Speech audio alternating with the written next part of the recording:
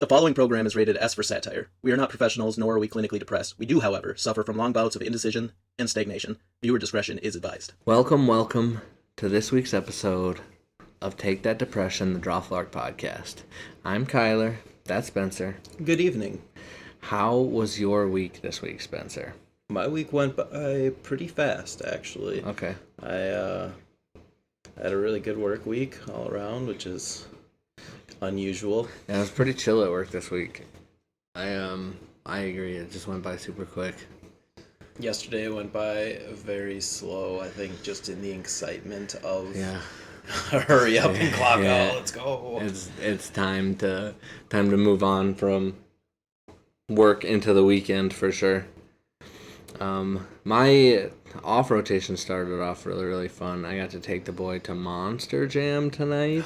Gravedigger! That was a lot of fun. We started off our journey a little bit late. It started at 5. It's probably like an hour and 10 minutes to get there. We left at 3 thinking that was enough time. I wanted to leave at 3 thinking that was enough time, but getting a kid ready and out the door, you're never on time. Yep. So we didn't really leave until 3:20. Then we had to go pick up my dad, his grandfather. He was coming with us, and that set us back even more. And then we had to get him a Happy Meal on the way out of town, so we had something to eat on the way up. You can never really plan very well for events out of town. It's just you plan, and then it just doesn't seem to. Yeah. But we got there, pulled into the parking, and parking was crazier than I thought it would be, and I should have known better. But parking was crazy to find. A parking garage with spots open around the stadium was tricky. But we got there, parked probably like 10-15 minutes after the start time, which is fine. Monster Jam starts with racing, which is fun. I'm here for racing, but I feel like most people aren't really here for the racing of the monster trucks. They want to see smash and crash. So yeah, we got there a little bit late, missed the first couple rounds of racing.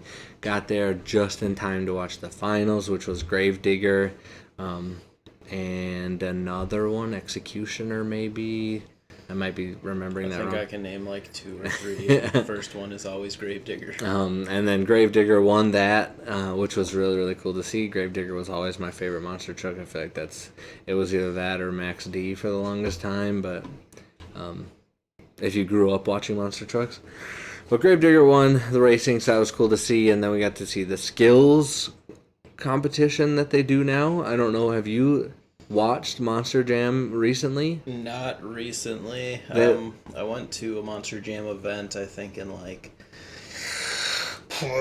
2011, Jeez. 12. Yeah. Since then, they've added a skills competition where you do one trick.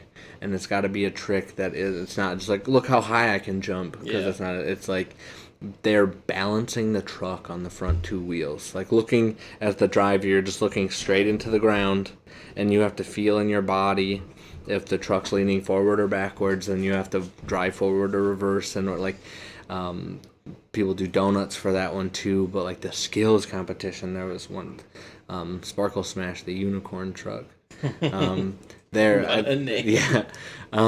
They do where they balance on the front 2 wheels. That's probably what they do. They spend all their off time not actually doing a monster jam, just in a monster truck on the front 2 wheels, just kind of balancing it.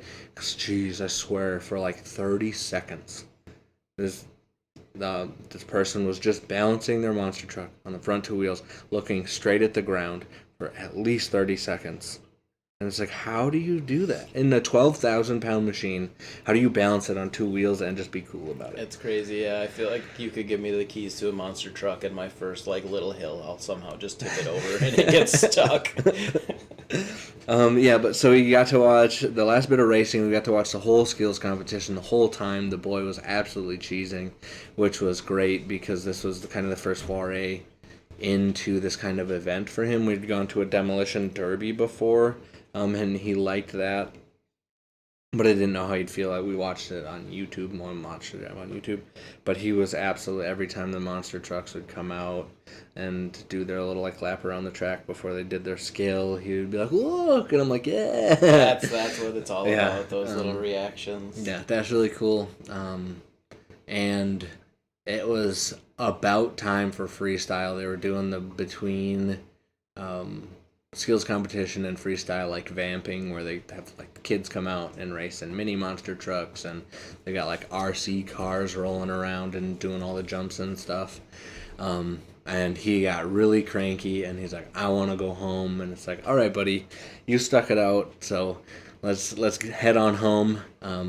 He said he had a great time when we got home, so that's really, really exciting for me, because that means that hopefully in the future, like next year when they come back, we can get tickets again, and he'll be older and able to sit for longer, be able to stay out a little later, and maybe we'll be able to catch a freestyle or two next year, and then the year after that we'll be able to catch most of the freestyles, and the year after that, more events and yeah, it was all in all a great time, and to have like 3 generations there, it was cool to see.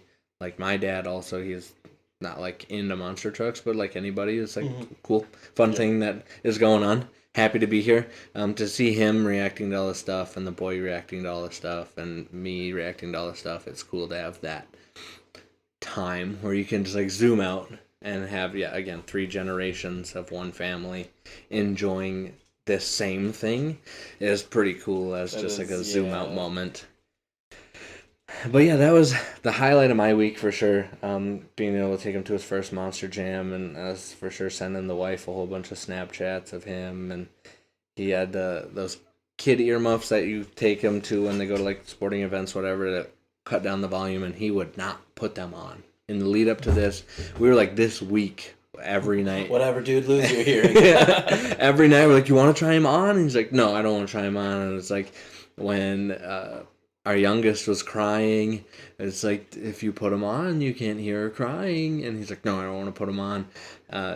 Finally, we got him to put him on, and then we did a little bit of shenanigans, and then he took him off and didn't think twice about it. But as soon as we got into the stadium, he's like, "Earmuffs," and I'm like, "Heck yeah, dude." Yeah, you get it.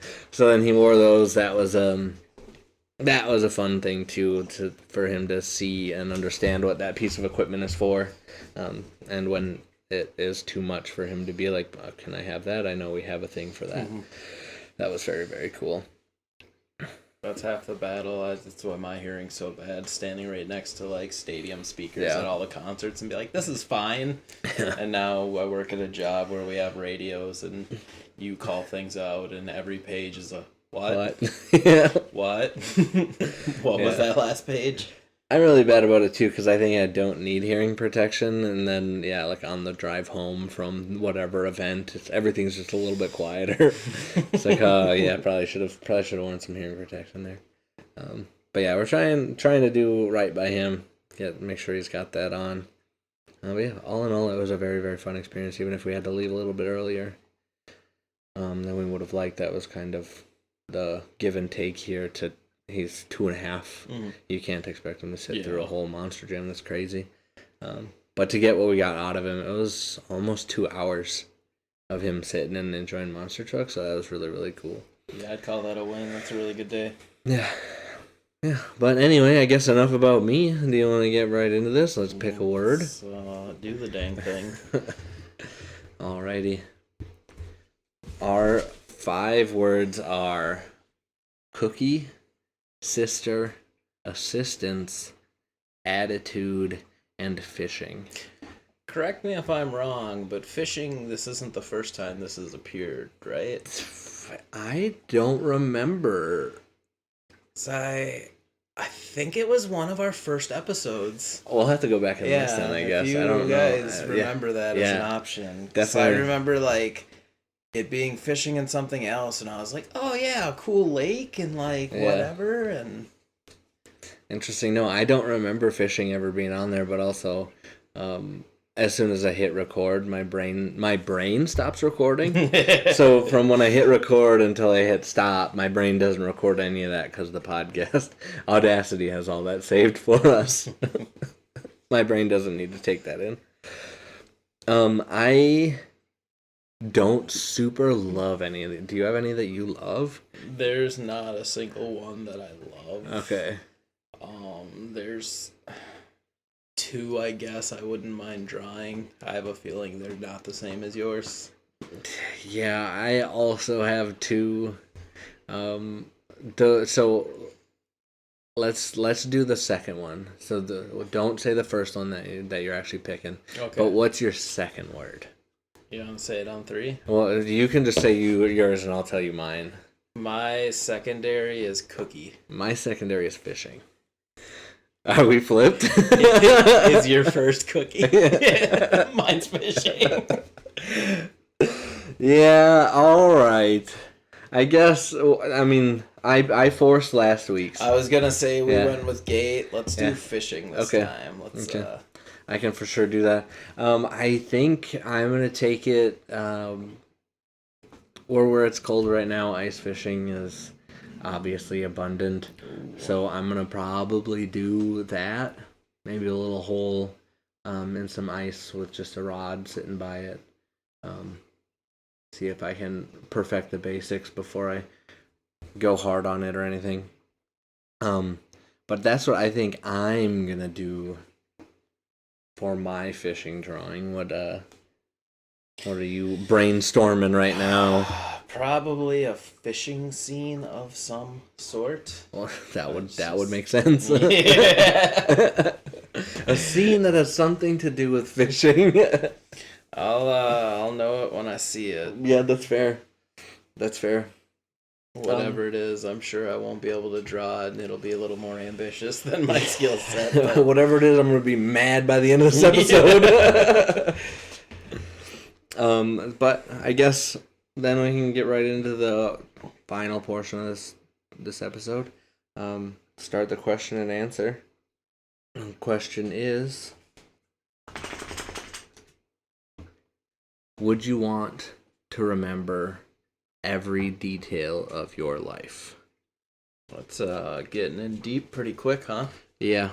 I figure we've kind of been doing some like surface level questions. I think it's time for everybody to get to know us on a deeper level. Yeah, that's fair. I can respect that. I think yes. I obviously not. It's not specific to me, but everybody has some painful memories they don't want to remember. But there's so many good memories that we want to hold on to forever. And I'm a hoarder of nostalgia. Mm-hmm. Everything like little notes, little clips, little pictures, little. For example, in my wallet right now, I have a bolt that you gave me sometime last year in my wallet. Yep, that's fair. That I've gone through airports with and stuff. Yeah. And you're just like, here's this bolt. And I'm like, hey, thanks. And I put it in my wallet and it's been there since. Yeah. And so little things like that. Yeah. So I do want to remember everything. I think the good, the bad. I want to be able to sit back. I always fantasize about sitting on the porch as a 80-year-old man and just thinking about my memories like it's some weird movie flashback. So yeah, I think I'd want to, if I could, I think I would want to retain everything. That's absolutely crazy because I know we talked to Scotia about this before, how you're like a chronic picture taker. Very much so. And I am very much not that. I was for the longest time My short answer is no. Before we get crazy into what I'm about to get into, my short answer is no. I don't think I would want to remember every detail of my life if I could. But I'm not a chronic picture taker. I almost never take pictures. And my philosophy behind that was, if it matters enough to me, I will remember it. Which is good and well until I had my kid or my wife had our kid, and everything of that. Like, if it matters enough to me, I'll remember it. And you just can't remember it all. There's the first year, especially, there's so much change that goes on in their face and so many different things that happen.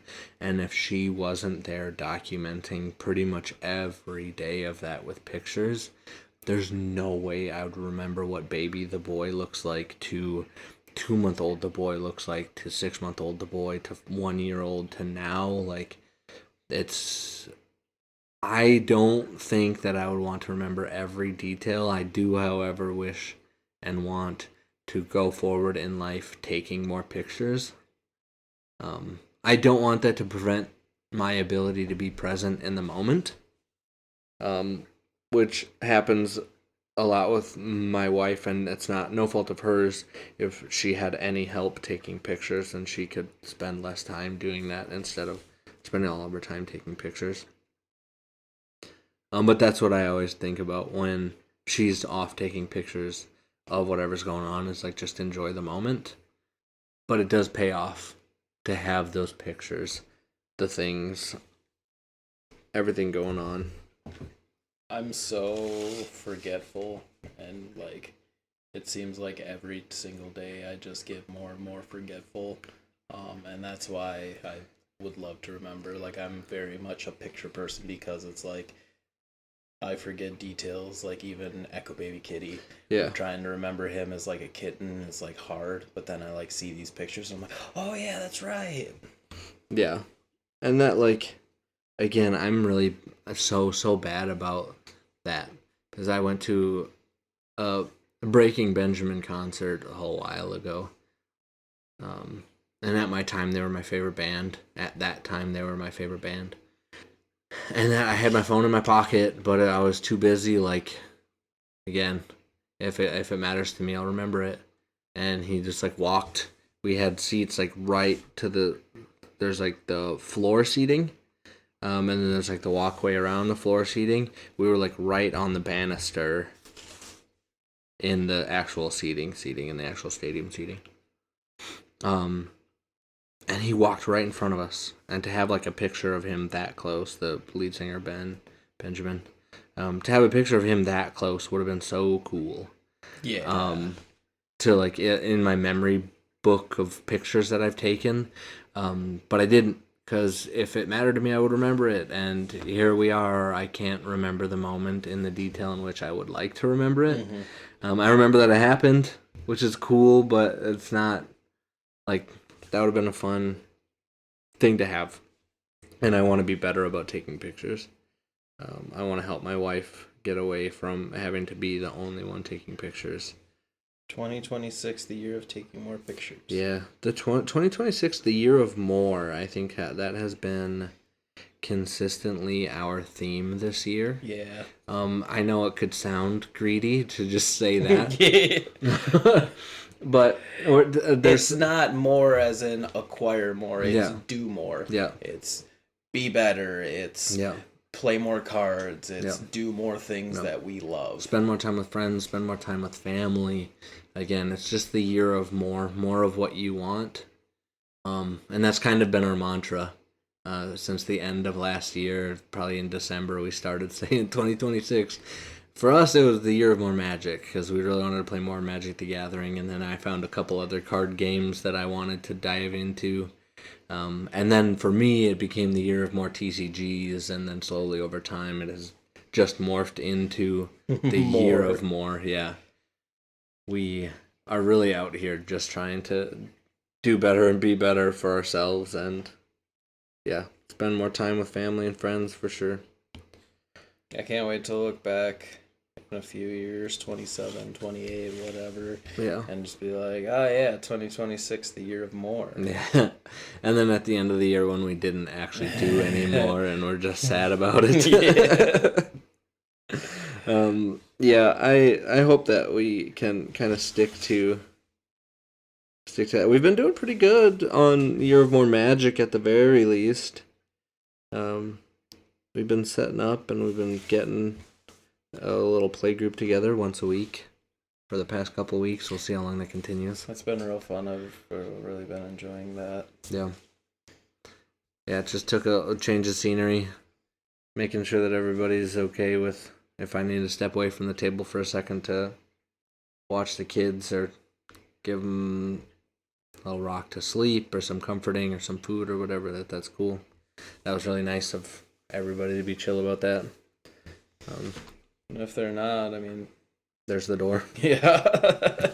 You can either play Magic with a little bit of interruptions or you can play not Magic at all. So yeah. I guess take your pick. Take your pick. Now on to a controversial one. This is a controversial for my wife and I. I don't think it's controversial for literally anybody else. Do you think in pictures? Yes. That's so fun. I don't. I so don't. It's hard to explain almost, but it's like you say something and I can like pick. That's why I wish I was a really good artist, because I do think in pictures. And it's like when someone says like mobster giraffe. Yeah. I can think of a giraffe instantly on a dime, big like pinstripe suit, Tommy gun, all that. Yeah. And it's just there. Yeah. So I wish I was a better drawer to be like, someone says something, be like, I bet, give me like 10 minutes, boop, boop, boop, boop. But not only do I like think in pictures, I also very much talk to myself. Okay. Voices in my head type. Interesting. I don't want to say not voice, but like an inner voice. Yeah, like I'm always out here having full blown conversations. Like interesting. You don't. I don't see pictures, and again, my wife and I have had this. She doesn't think in pictures either, which is crazy to me because she is such a good artist. I don't understand how she doesn't think in pictures. I can't even, like, there's whatever test where it's like, if you think of a red box, like, what do you see? Just like a grayscale box? Do you see a lightly red box? Do you see a red box, or do you see a deep red box? And that's what kind of level of whatever thinker you are. Mm-hmm. And I got nothing. I can do numbers sometimes, like if I need to do like math in my head. It's like a pseudo chalkboard going on up there. It's not like I'm not any kind of savant. But if it's like 3 digits plus minus multiply divide by 3 digits, I can do that. I'm not doing long division in my brain like that, but I can do numbers a little bit. But I don't, You can say lobster giraffe, and like in theory, I can, in my head, like think of a giraffe in a pinstripe suit, but I don't see it. Am I broken, or are you no broken? I think that's just human life. And it's fun that there are so many different, because there are people that can, again, like see the grayscale box, so they can do a little bit of that, but they can't do the whole spiel or whatever. So it's just cool, like the human condition is so different for everybody, and that's a fun thing that has always not a thought experiment, whatever. There's some word for it, I'm sure. But I can point to a picture, and I can point to the red box, and I can say, that's red. And we could be perceiving two totally different things. As far as color goes, like my red doesn't have to look like your red, and that's okay. As long as we're both, like, it doesn't affect our communication at all. It's so funny to me that you like use that as an example, because I'm finding out in my adult life that I don't know colors. I'll be like, it's all started with my fiance and my sister-in-law. I had this like orange flannel. It's not like traditional orange, pull it out of the box orange. It's off color, a dirty orange. But I call it orange for the sake of the argument. Yeah. I was like, just grab the orange flannel. And they're like, there's no orange flannel. I'm like, this is it. And they're like, that's not orange. I'm like hell it isn't. And there's this huge thing. And it's happened a few different times now with like different color stuff. Yeah. And they're like, you don't know colors. You don't know. So I'm starting to think I don't actually know colors. I get hit with it, and I'm bad about it because like I'm a big proponent of using the most correct language when applicable. Like if there's a super specific word for the thing that I'm trying to like get across, I will try and use that if I know it, whatever, blah blah blah. But there are just like pink is pink, and it's like no, because like this one is fluffernutter pink, and this one is whatever, and it's like no. There's like 6 colors in all of the world, and you can boil everything down to one of those 6 colors, and that's what it is. I'm that way as well, actually. Which is like opposite to what I normally like to do, which is be the most correct. But my wife gets me with that all the time. She's like, "Grab me the mauve, whatever," and I'm like, You're speaking language I don't understand. I could grab anything and be like, "Is this mauve?" And then I'm just wrong because even saying it now, I don't know what that is. Yeah. What's that a color of? Oh, it's a type of purple. Okay, I'll get you the purple one. Yeah. If you can say an easier word, please start there. Yeah. Yeah, colors, even like sounds. How do you know we're hearing the same things? It sounds like this is such a crazy, like when you break it down, it's so crazy. It's like just the like simulation theory. The only thing that you can prove is that you are conscious. Like I cannot prove whatever that Spencer is not some bit of an AI. I can't prove that. And the same thing is true for Spencer. Spencer knows that he's conscious, but he can't prove that I'm not some bit of an AI simulation. And like nothing's, like, especially right now in today's day and age, like crazy thought. But like that all of like this is red, and how do I know that you're seeing this? Like perception is reality is such a crazy thing to think about on that grander scale of not just like how you perceive someone's action. It's like your perception of life is your reality. Again, like colorblind people, if you can like red green colorblind and they all just kind of look brown, it's like you just don't have that concept of that everybody else does of like red, which is wild. And then how do you like, it's just the human condition is so fun, and I wish I could dive deeper into it, but I spend all my time not doing that and instead playing with cardboard. Yes. We'll get there. Maybe on season 2 of the Take That Depression podcast, the human condition arc. I don't know. Yeah, it's fun to just talk about and think about what that means of just people doing people things, but not, because everybody perceives something just a little bit differently. And what a fun thing to get to sit down and like ask somebody, and really try and get to the core of like, oh, do you hear this when you listen to this song, or do you hear this? This is a fun little thing that we get to do as humans if you care enough to really get into it with another human. I think that's why I enjoy this podcast as much as I do, because we can and do ask these questions. If we bring them to the table, it's like, let's ask ourselves. Let's deep dive into what we think red is. That depends on what the definition of is. Yeah, I am it's disappointing because I think I could also be a much better artist if I could think in pictures. And I just can't. I don't know if there's like a skill you can train, or if that's just how life is. Obviously art's a skill you can train. And knowing the basic shapes like we've talked about before and whatever, you can put those together and logically you can make that make sense. You don't need to see a picture in your head to make it make sense, but I wonder if that's something you can come out of. Not that it's a bad thing if you can't see pictures in your head, but it's something you can like practice and train, like a skill. Yeah. I can't imagine so. That's got to be a genetic thing, right? You never know, though. I'll look into it later. Yeah. Stay tuned for a part 2 where we deep dive that. Yeah.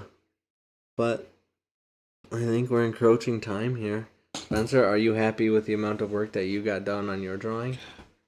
I think so. It gives me I like it so far. Good idea of where I'm going. Yeah.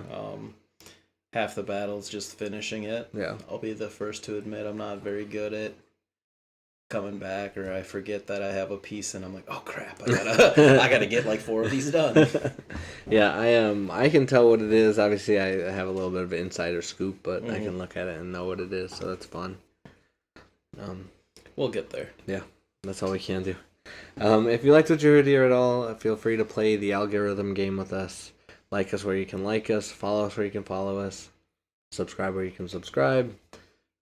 We are on TikTok, YouTube, and Spotify, anywhere you get podcasts. So feel free, if you're interested, to do all the things there. It really, really helps out a lot. If you make it this far and listening to us and want to throw out a prompt of something you want us to draw, we're open for that too. Yes. Any kind of engagement. We love hearing from you guys. Good news, bad news, criticism, all that. We're down. Yeah. Again, the engagement helps us do better for you. If there's a thing we're not doing that you want us to do, if there's a thing that we are doing that you want us to do more of, definitely let us know. It only makes the content better for you. Yeah, for sure. Definitely reach out with anything that you got. Also, if you got any questions that you want us to answer, any silly little whatevers, thought-provoking, whatever, not thought-provoking, cats or dogs, feel free to let us know. We'd love to answer your questions too. But I think with that, we'll do our sign-off. As we always love to say, stay safe out there. And don't get mugged. If you are struggling, please reach out to someone or dial 988 to get connected with someone at the National Suicide Hotline. You do not have to go it alone.